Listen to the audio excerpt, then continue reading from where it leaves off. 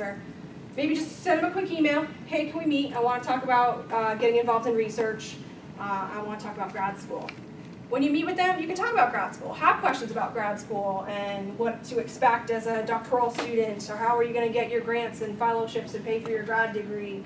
And then talk about the research. I saw that you're doing research in this. I've seen that you've published articles in this. Where do you think this field is going? And then ask, do you have a position available in your lab? So that way, if their answer is no, not really looking right now, hopefully you still got a lot of good other information about grad school and research in general from that professor, so it wasn't a waste of anybody's time. So honestly, that's how I've heard that you really get involved in research, is either you know someone that knows about a position opening or that invites you to that lab meeting so you can kind of get your elbows in there, or just by talking to the professors that way. That's the main way to get into our psych research labs. How many of you guys have heard of the RA match? A couple of you guys. Oh, good, a few of you. Where's my RA match? I don't think we. Oh, here it is. I'll skip ahead. Oh, look at cat. So RA match is this link. We purposely hid it. Oh, it's wrong. It's RA, not RE. We purposely hid it because we noticed that professors weren't really looking at it. Yeah. Though that's changed this semester, so maybe apply again. I did. You got in through RA Match, perfect. And so we have noticed there's been a few professors looking at RA Match again and finding their research assistants that way. On very rare occasion, they'll tell the advising center, hey, I really need a research assistant, can you email blast the students? And we will email blast you guys, but only at a certain level that they've told us to. So we'll ask, are you okay with juniors and seniors, or do you want freshmen and sophomores only? What kind of GPA are you looking for?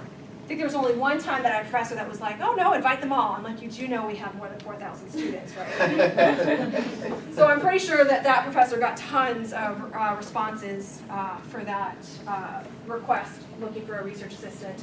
But most of the time we send it out to maybe 1,000 to 2,000, not the whole gang. So if you do see those emails, it's because your party's that high. But those labs usually get filled within that day when we send out. So definitely keep checking those emails. You never know. We might send out teaching assistant positions or research assistant positions. And if you saw that email and it's a day late, it's most likely that position's already filled. Just because that's how large we are and how wanted those positions are. Let's see what else tonight. Okay.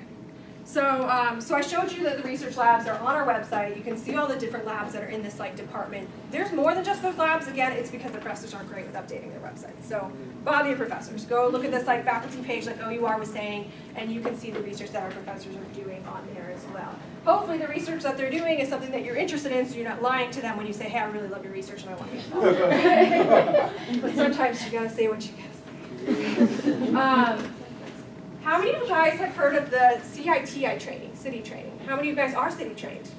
Awesome. Pretty much everyone has heard of it. Awesome. For those of you who aren't city trained, go ahead and do it. You get to log in with your NID entity password, and it's free for students.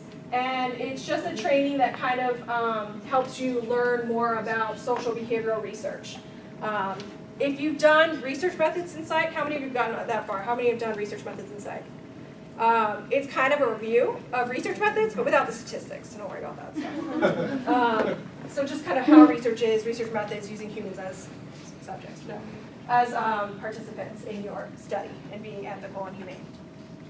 So for me, it really wasn't difficult, especially because there was a review of research methods. For those that don't have research methods done yet, that's okay. It's just going to take you a little bit longer to get through. It's just a little like web course class, you read through, and they do the quiz at the end. I have to do the city training. I've done it twice now, so I know it's every few years I have to do it, something like that, to be involved in research.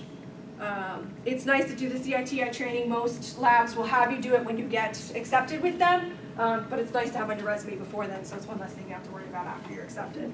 So hopefully it'll help you too by having that. How many of you guys have heard of the Institute of Simulation and Training?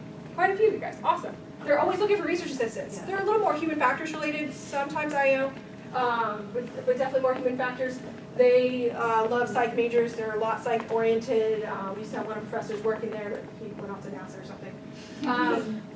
But we still have a good connection with them and psychology, so definitely look at labs on their website as well.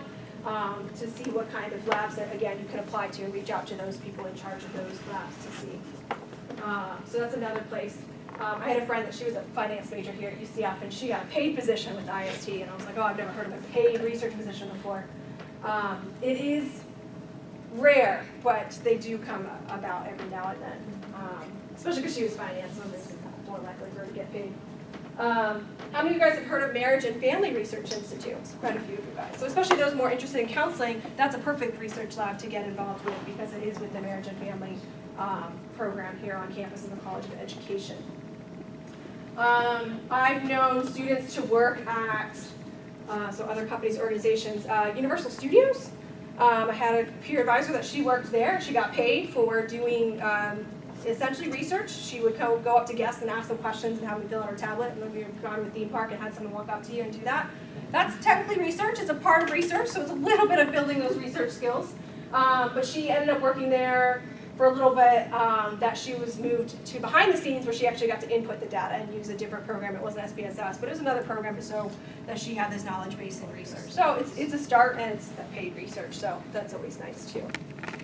There's other research positions on Research Parkway, and again, other companies, organizations, so just kind of keep your eyes and ears open for more research positions. They are available. They don't necessarily need to be through UCF, and they definitely don't need to be in the psych department. So you can see with psychology, we had quite a bit of labs, but we don't have a whole lot, not to cover all of our psych majors.